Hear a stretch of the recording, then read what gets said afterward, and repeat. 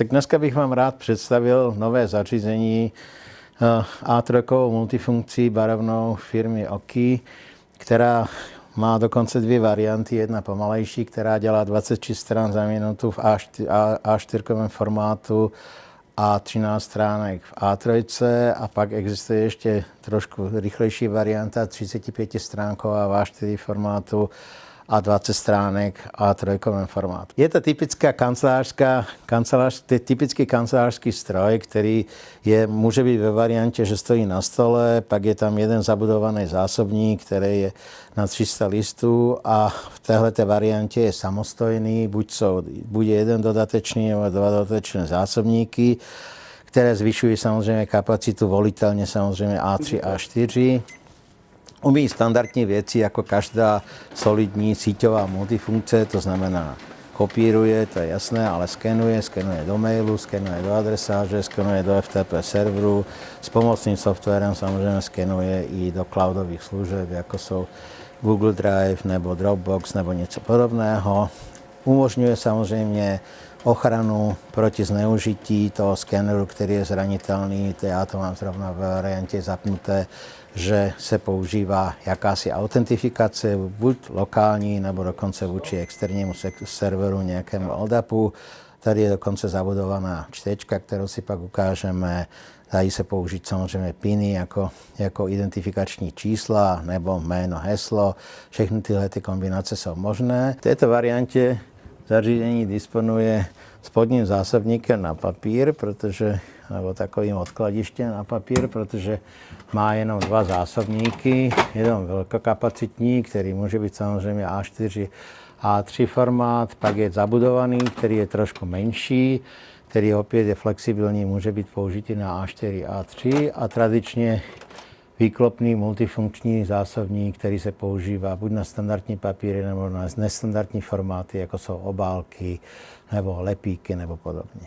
Stroje téhleté třídy samozřejmě v moderní době používají veliký displej, efektivně tablet, který slouží na ovládání stroje.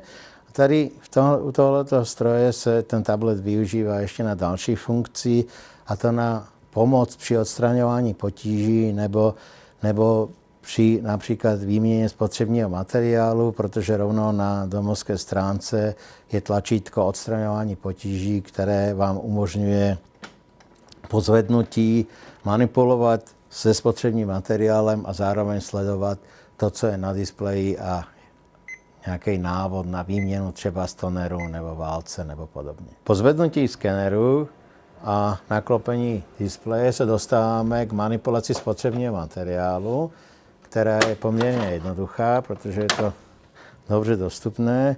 Tady je vidět kompletní spotřební materiál. Jsou to tonery, které sedí na válcích. Válec je takováhle hezká zelená věc, která sedí pod tím. A toner se dá separátně měnit, vybrat, vyměnit, zvrátit novej, cvaknout páčkou. Je to velice jednoduché. Podobně se dá vyměnit zapekací jednotka, která je sice horká, ale když si dáme pozor, nic se nestane. Takže manipulace se spotřebním materiálem je velice jednoduchá.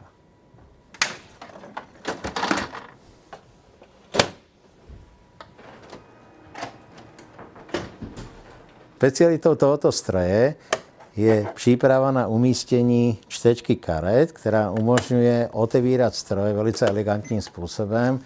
Máchnutím kartou čtečka zaregistruje a otevře stroj. A kromě tohoto je tady USB sdírka, která umožňuje přinést si paměťové médium, na které se dá skenovat nebo ze kterého se dají tisknout jednoduché soubory. Multifunkce je vybavená standardními rozhraními na komunikaci se světem, síťovou kartou, která může být zapnutá do režimu 100 megabitů nebo gigabit. Je tam USB na tisk. A zajímavostí je samozřejmě otevření vzadu výstupu na přímý průchod papíru, protože v případě těžkých gramáží nebo nestandardních formátů je to velice užitečná funkčnost, která zlepšuje výstupy. Zařízení je vybavené ještě dodatečnou venkovní sešivačkou papíru, která umožňuje sešít několika papírů v případě potřeby a uživatel si odnese sešitý výtisk.